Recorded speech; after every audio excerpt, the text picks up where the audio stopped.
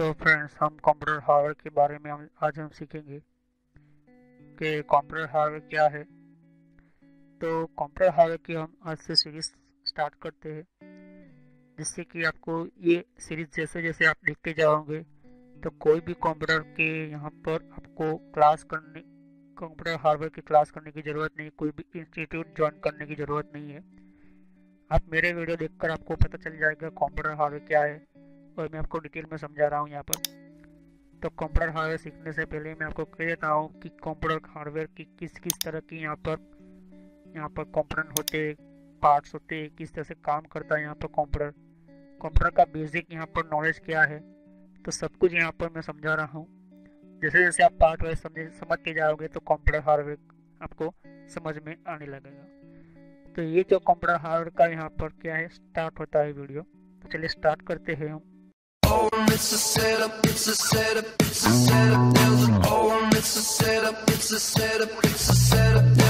तो computer hardware क्या है, तो इसको मैं बेसिक कंप्यूटर नॉलेज आपको देना चाहता हूँ आपको। तो कंप्यूटर जो है हमारा, वो एक तरह का क्या है, इलेक्ट्रॉनिक मशीन है, और वो यूज क्या करता है, इलेक्ट्रॉनिक पावर। तो कंप्यूटर एक one type of electronic machine using different type task, work place, business और द रीजन। तो कंप्यूटर क्या है, एक इलेक्ट्रॉनिक मशीन है यहाँ पर, और वो यूज क्या करता है, कंप्यूटर हमारा इलेक्ट्रॉनिक पावर यूज करता है, और वो डिफरेंट टाइप के टास्क के लिए, डिफरेंट टाइप के वर्क प्लेस के लिए, बिजनेस के लिए, बहुत सारे और कुछ रीजन है यहाँ पर। उसके लिए हमारा कंप्यूटर आज सभी के लिए क्या है, बहुत ही ज़रूरी है। तो कंप्यूटर के यहाँ पर बहुत सारे टाइप्स होते हैं यहाँ पर, उसके बारे में मैं बात करूँगा। तो कंप्यूटर यहाँ पर हमें समझना है, पहली बात तो ये कि कंप्यूटर के अंदर हार्डवेयर क्या होता है। तो हार्डवेयर जो है, हार्डवेयर का मतलब होता है you can touch, you can watch, you can remove and you can remove with replace. तो आप जिसे टच कर सकते हो, जिसको आप हाथ से छू सकते हो, जिसे आप निकाल सकते हो, जिसे आप देख सकते हो, जिसे आप निकाल कर दूसरा और कुछ रिप्लेस कर सकते हो, तो एक ऐसा एक भाग जो होता है उसे कहते हैं हम हार्डवेयर। तो कंप्यूटर का हार्डवेयर का यही मीनिंग होता है। तो कंप्यूटर एक इलेक्ट्रॉनिक पावर यूज करता है, वो भी किसके लिए, इलेक्ट्रॉनिक कंपोनेंट के लिए। तो जितने भी हमारे हार्डवेयर होते हैं वो इलेक्ट्रॉनिक कंपोनेंट के होते हैं। जब तक हमारा हार्डवेयर जो है वो इलेक्ट्रॉनिक पावर उसको नहीं मिलेगा, तब तक वो काम नहीं करेगा। हमारे कंप्यूटर के ऊपर छोटी छोटी आईसी होती है, वो भी क्या होती है मैं समझाऊंगा नेक्स्ट वीडियो, कुछ वीडियो के अंदर। तो जैसे जैसे हमारा कंप्यूटर आगे बढ़ता गया, आगे निकलता गया यहाँ पर टेक्नोलॉजी के साथ, तो कौन कौन से यहाँ पर 1956 से लेकर अब तक कौन कौन से यहाँ पर चेंजिंग हुए थे। पहले के टाइम पर, पुराने टाइम पर 1956 जो था, उससे भी पहले यहाँ पर 1952 के अंदर जो था वो कंप्यूटर के हार्डवेयर के बनाने की शुरुआत हो चुकी थी। लेकिन 1956 का जो वो टाइम है, दुनिया का फर्स्ट कंप्यूटर बना हमारा, तो वो कब बना, कहाँ बना, उसके बारे में भी मैं हिस्ट्री के बारे में बात करूँगा। तो हार्डवेयर का मतलब होता है कि आप उस चीज़ को छू सकते हो, आप उसको चीज़ को देख सकते हो, आप उसको निकाल कर उसकी जगह दूसरी लगा सकते हो वो चीज़ को, तो उसे कहते हैं हार्डवेयर। और कंप्यूटर यूज़ करता है हमारा पावर, वो भी किसके लिए, इलेक्ट्रॉनिक कंपोनेंट के लिए। तो पावर कितनी टाइप की होती है वो भी मैं बताऊँगा कुछ वीडियो के अंदर। तो कंप्यूटर क्या यूज़ होता था पहले टाइम के अंदर, तो कंप्यूटर पहले टाइम के अंदर डेटा को स्टोर करने यूज होता था। और कंप्यूटर के अंदर डेटा को हम क्यों स्टोर करते थे, मान लीजिए कि कोई आप सॉफ्टवेयर इंजीनियर हो, फिर भी आप एक कोई प्रोग्राम बनाते हो, तो आप फर्स्ट क्या यूज करते हैं, फाइल जब तक आप बनाओगे नहीं, उसके अंदर आप कोड लिखोगे नहीं, तो वो कोड लिखने के बाद जब आप उसको सेव करते हो, तो वो सेव करने के बाद क्या होता है, वो डेटा को स्टोर करता है। तो डेटा को स्टोर किस तरह से करता है, वो बाइनरी कोड में करता है। वो बाइनरी क्या होती है, बाइनरी लैंग्वेज क्या होती है, वो भी बताऊंगा आपको।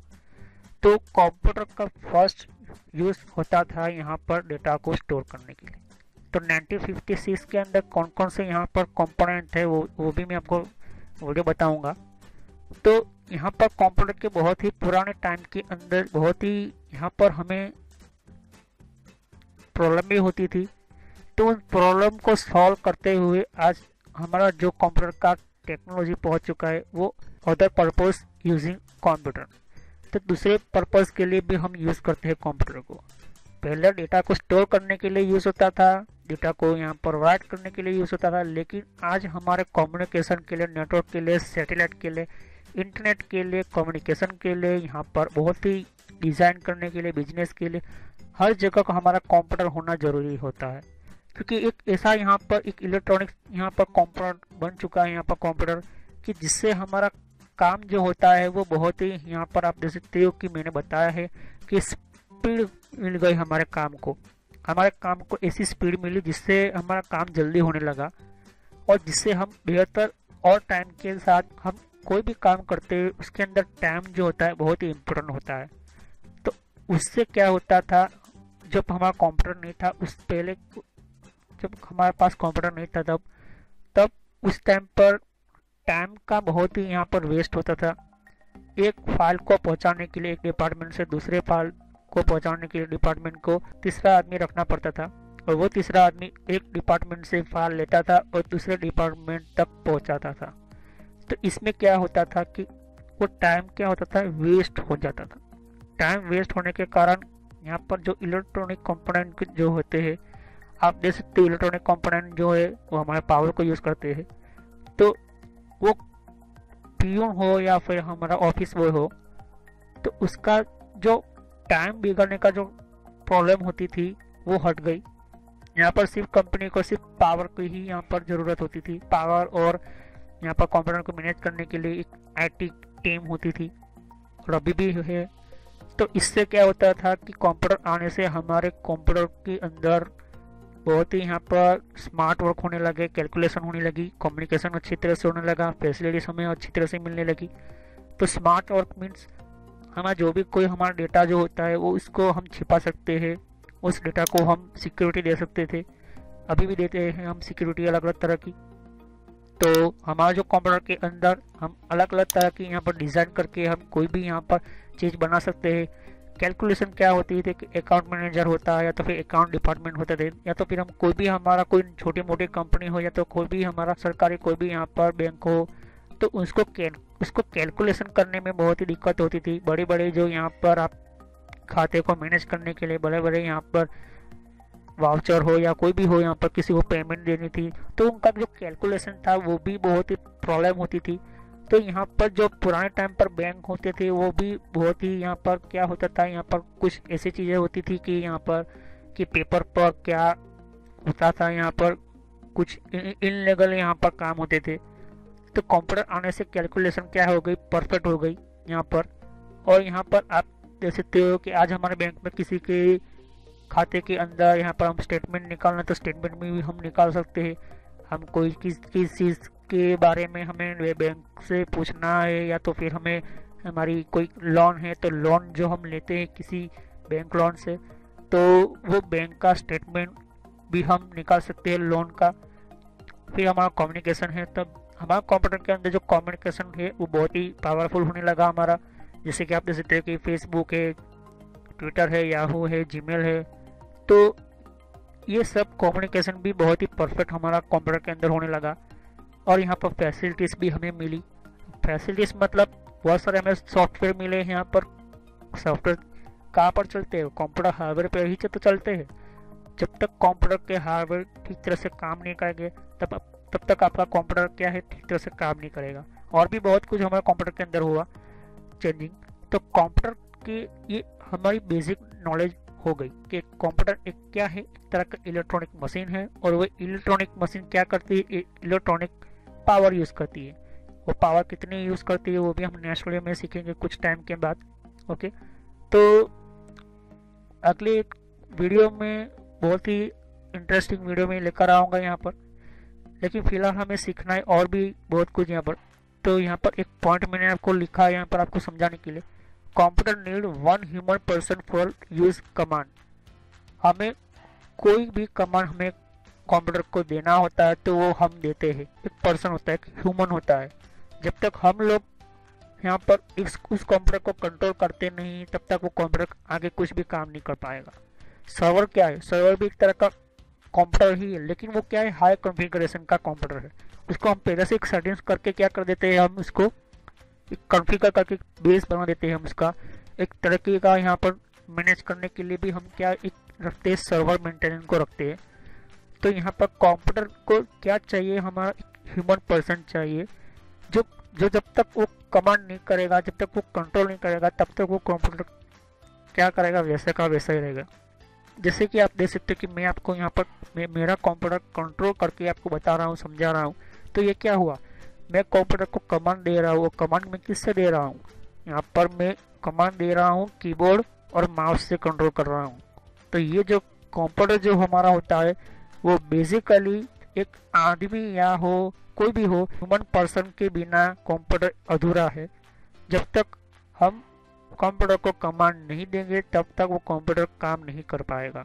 ओके, तो रोबोट जो बनाया है, या तो ये रोबोट की फैसिलिटी से हमने बनाई है, रोबोट ह्यूमन ने बनाई है। ओके, तो जब तक उसके अंदर फंक्शन यहाँ पर हम उसको कोडिंग नहीं करते या फिर सॉफ्टवेयर बनाकर नहीं कंप्लीट करते, तो ये क्या है, सॉफ्टवेयर क्या करता है, कंट्रोल करने का हमें काम देता है यहाँ पर। तो वो कंट्रोल करने का काम ह्यूमन का होता है, और जब तक ह्यूमन नहीं है तब तक वो कमांड वो कंप्यूटर की तरह से कंट्रोल नहीं करेगा। तो वो ह्यूमन आदमी भी हो सकता है, कोई भी इंजीनियर भी हो सकता है। तो लोकल कंप्यूटर के लिए भी ये क्या है, हमें एक ह्यूमन पर्सन चाहिए होता है। तो जब तक हम कंप्यूटर को कंट्रोल नहीं करेंगे तब तक वो कंप्यूटर ऐसा के वैसा ही चलता रहेगा। तो इसे कहते हैं, एक मैं यहाँ पर आपको बताया, इसे कहते हैं computer need one human person for use command. तो कंप्यूटर को एक या कम से कम एक आदमी या तो कोई भी एक इंजीनियर उसको चाहिए होता है।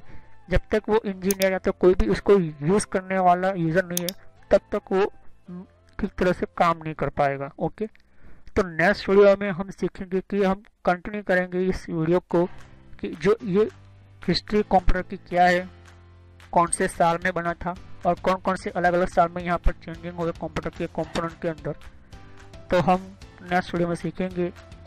तब तक के लिए थैंक्स वॉचिंग माय वीडियो। तो फ्रेंड्स, ये मेरे social knowledge and entertainment channel है ये, और इस चैनल के अंदर आपको सब्सक्राइब कर क्लिक कीजिए, और यहाँ पर सब्सक्राइब कर क्लिक करने से आपका जीमेल आईडी के अंदर आपको एक नोटिफिकेशन मिलेगा जो भी मैं वीडियो अपलोड करता रहूँगा।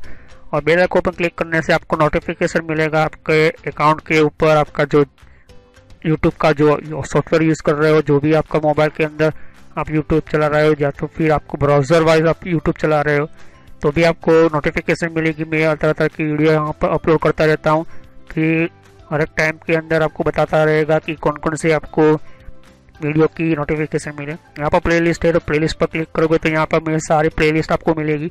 ये कंट्रोल पैनल की सीरीज़ की प्लेलिस्ट है, तो मैं कहूँगा कि ये सारे पार्ट वाइज है, तो पहले पार्ट वाइज ही ये वीडियो देखे तभी आपको पता चलेगा। और यहाँ पर दूसरी प्लेलिस्ट है यहाँ पर विंडोज़ की, तो विंडोज़ 10 के अंदर कौन कौन सी सेटिंग्स है, तो ये भी प्लेलिस्ट है। तो सब्सक्राइब पर क्लिक करने से और बेल आइकन पर क्लिक करने से आपको चला तो नोटिफिकेशन मिलेगी। तो thanks for watching my video.